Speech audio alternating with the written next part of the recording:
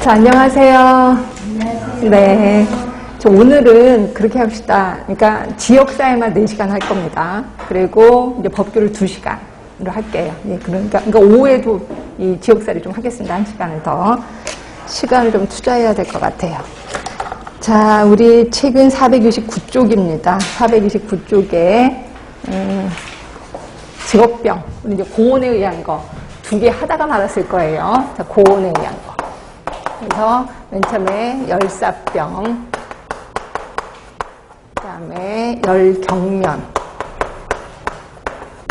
그 다음에 열피비, 그 다음에 열쇠약. 이 중에서 우리 2개 배웠습니다. 열사병하고 열경련 배웠습니다. 열피비도 간단하게 설명드릴게요. 우리가 추운 날 이제 바깥에 외출을 나갔어요. 너무 추운 거야. 근데 갑자기 모닥불이 있는 거예요. 그래서 이제 모닥불에 발을 쬐고 있었어요. 그러면 발에 이제 열기가 있으면서 밑에 있는 혈관이 쫙 늘어나겠죠. 모든 혈액이 다 밑으로 쏠릴 겁니다. 왜냐면 밑에 있는 혈관이 쫙 늘어나니까. 그럼 내가 서 있기 때문에 뇌에 피가 모자르겠죠. 이러다 보면 약간 어쩌고저쩌고 좀 기분 나쁠 거야. 이런 게 열피비라고 보시면 돼. 그러니까 열피비는 말초혈관이 확장된 거예요. 말초혈관의 확장.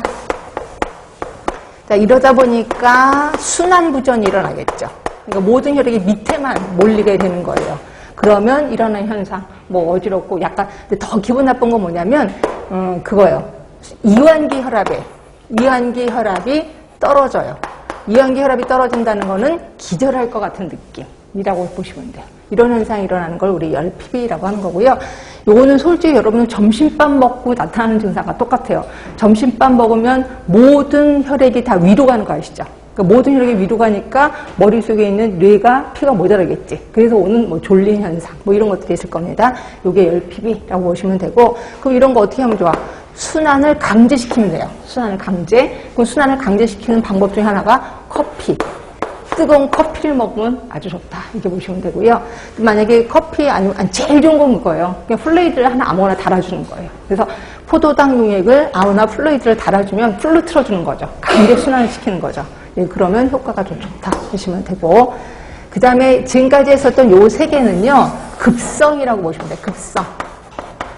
그런데 비해서 열쇠약은 만성이에요. 그러니까 열이 되게 많은 작업장에서 내가 계속해서 일을 해. 그러면 에너지를 굉장히 많이 쓰거든요. 근데 내가 먹는 건 맨날 부실해. 그러면 어떻게 되겠어? 에너지를 더 많이 쓰게 되는 거죠. 내가 먹는 게 부실하니까. 그래서 점점 몸이 말라가요. 수척해집니다. 그리고 수척해지고 뭔가 비리비리 말라가는 거죠. 말 그대로. 예, 그러면 이거에 대해서 뭐 어떻게 관리를 해? 그냥 비타민을 주면 돼요. 그러니까 비타민 B를 좀 주면 된다. 이렇게 보시면 되고, 혹시 이런 병 있어요? 이런 직업 있어요? 불을 앞에다 두고 계속해서 해야 되는 직업 있을까요?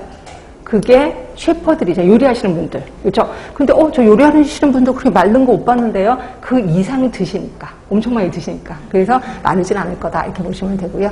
하여튼 이렇게 고온에 의한 건 4개 있습니다. 이 중에서 무엇보다도 중요한 거는 열사병, 열경련이니까 좀 기억을 해두시면 될 것 같고요.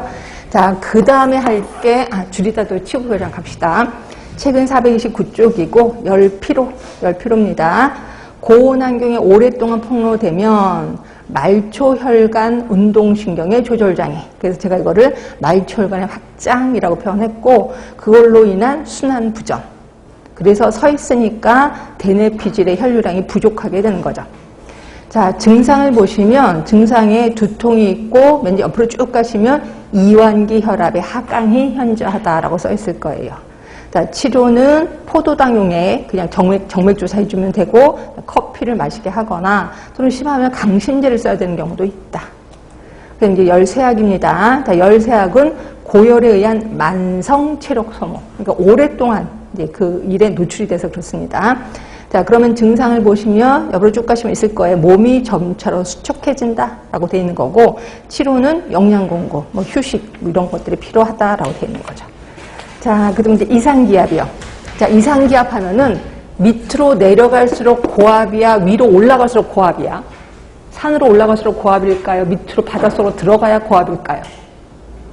밑으로 내려갈수록 고압입니다. 위로 올라갈수록 고압 아니에요. 그리고 위로 올라갈수록 저압. 결국 고압 하에서의 건강장애가 있을 거고 저압하에서의 건강장애가 있을 거고 굉장히 유명한 고압에서 저압으로 빨리 올라갔을 때 생기는 그 유명한 자만병이 있어요. 다른 건 모르더라도 자만병은 좀 알아두시는 게 좋습니다. 일단 고압은 공기압이 높은 거예요. 공기압이 높은 건데 우리 공기하면 세 개가 있는 건 아실 거야. 공기의 구성 성분, 질소, 그다음에 산소, 탄소. 이거 말고도 많은데 일단 대표적으로 세 개거든요. 요 세 개 중에서 고압은 질소 때문에 생깁니다. 질소 때문에 여러 가지 증상이 생기는 거고, 그다음에 저압은 요 세 개 중에서 산소가 부족해서 생기는 거겠죠. 그래서 산소 부족 때문에 여러 가지 증상이 일어날 거고요. 그런데 비해서 자만병은요. 자만병은 얘도 질소야. 질소 가스 때문에 생기는 거다. 고압은 산소도 있어요. 산소 중독증도 있고 질소도 있고 이렇게 있는데 자만병은 질소 때문에 생기는 겁니다. 자만병만 먼저 설명을 드릴게요.